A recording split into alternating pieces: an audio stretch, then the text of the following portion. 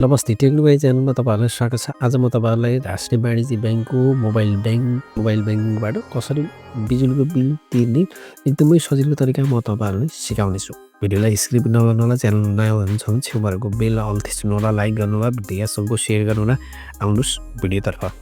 सबैभन्दा तपाईँले राष्ट्रिय वाणिज्य ब्याङ्कमा खाता खोल्नुभएको छ भने मोबाइल ब्याङ्किङ पनि एक्टिभ गर्नुभएको होला, अथवा तपाईँहरूले राष्ट्रिय वाणिज्य ब्याङ्कमा खाता खोल्ने सँगसँगै मोबाइल ब्याङ्किङ एक्टिभ गर्नुभएको छ भने बिजुलीको बिल घरमै बसेर तिर्न सकिन्छ।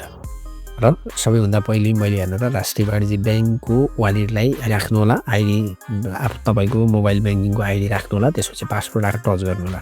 पर्छ वालेटबाट विभिन्न कुराहरू तपाईँहरूले गर्न सक्नुहुन्छ। तल स्क्रल डाउन गरिसकेपछि हेरेर रिसेन्ट पेमेन्ट भन्ने छ, भ्यू अलमा टच गर्नु होला।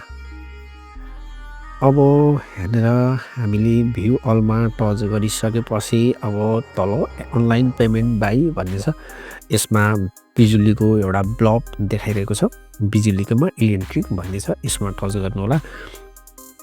अब यसमा टच गरिसकेपछि सेलेक्ट काउन्टर भन्ने छ, भनेको मतलब तपाईँको जिल्ला कुन हो त्यो जिल्ला राख्नु होला। अनि ठाउँको नाम राख्यो भने हेरेर माथि सर्च गर्नुभयो भने यसरी सर्चमा हेरेर सर्च गऱ्यो भने आउँछ। अनि तल एसी नम्बर भन्ने छ, तपाईँले आफ्नो एसी नम्बर राख्नु होला। माथि बिलको बिजुलीको बिल विद्युतबाट दिएको बिलको माथि एसिओ नम्बर भन्ने हुन्छ, अनि त्यो एसिओ नम्बर राख्नु होला बिलको। अनि बिलको एसएसिएनको नम्बरको तल कस्टमर आइडी भन्ने हुन्छ, यो कस्टमर आइडीमा राख्नुपर्छ। म हेरेर फटाफट इन्क्वायरी भन्ने छ, इन्क्वायरीमा टच गर्नु होला। अनि यही पेमेन्ट डिटेल्स भन्ने हुन्छ, जस्तै तपाईँले पे गर्दै हुनुहुन्छ सबै यसरी डिटेल हेरेर माथि आउँछ। मैले ब्लुर गरेको छु।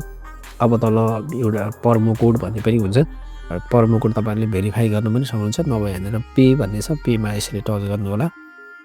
पेमा टच गरिसकेपछि अब हेरेर फोन पे पेमेन्ट भन्ने छ, एनइए पेमेन्ट कन्फर्मेसन भन्ने छ, तपाईँको नाम आउँछ माथि, अनि कस्टमर आइडी भयो, काउन्टर भइहाल्यो, अनि त्यसपछि एसी नम्बर भयो, पेमेन्ट अमाउन्ट भयो, अनि चार्ज भयो, त्यसपछि टोटल पेमेन्ट भनेर हेरेर तल देखाउँछ।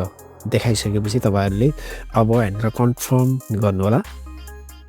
कन्फर्म गरिसकेपछि अब एनइएको डिटेल्स हेरेर माथि देखाउँछ, जस्तै खाता नम्बरहरू देखाउँछ, अरे माथि चाहिँ अब एनइए भन्ने भयो, अनि त्यसपछि के अरे टोटल अमाउन्ट भयो, त्यसपछि हेरेर रिमार्क भन्ने छ। सबै देखाइसकेपछि तपाईँहरूले अब हेरेर प्रोसेसमा टच गर्नु होला। त्योभन्दा पनि अगाडि तपाईँहरूले चेक गर्नु होला यदि तपाईँहरूले रुजु गरेर कुन अफिसमा अथवा कसरी पेमेन्ट गर्दै हुनुहुन्छ, कहाँ भनेर रुजु गर्नुपर्छ है साथीहरू। चेकिङ गरेर मात्रै हेरेर प्रोसेस गर्नु होला। प्रोसेस गरिसकेपछि हेरेर फेरि कन्फर्मेसन भन्ने आउँछ, तपाईँको सबै हेरेर डिटेलहरू आउँछ, त्यसपछि प्रोसेसमा टच गर्नु होला। प्रोसेसमा टच गरिसकेपछि अब हेरेर 4वटा डिजिट पिन राख्नु होला, ट्रान्सफर नम्बर ओके गर्नु होला। हेरेर यो पेमेन्ट इज डन भनेर यसरी देखायो। पक्कै पनि साथीहरू तपाईँहरूले घरमै बसी राष्ट्रिय वाणिज्य ब्याङ्कबाट बिजुलीको बिल तिर्न सक्नुहुन्छ। पक्कै पनि भिडियोलाई सक्दो सेयर गर्नु होला। हस्त thank you for watching video, by.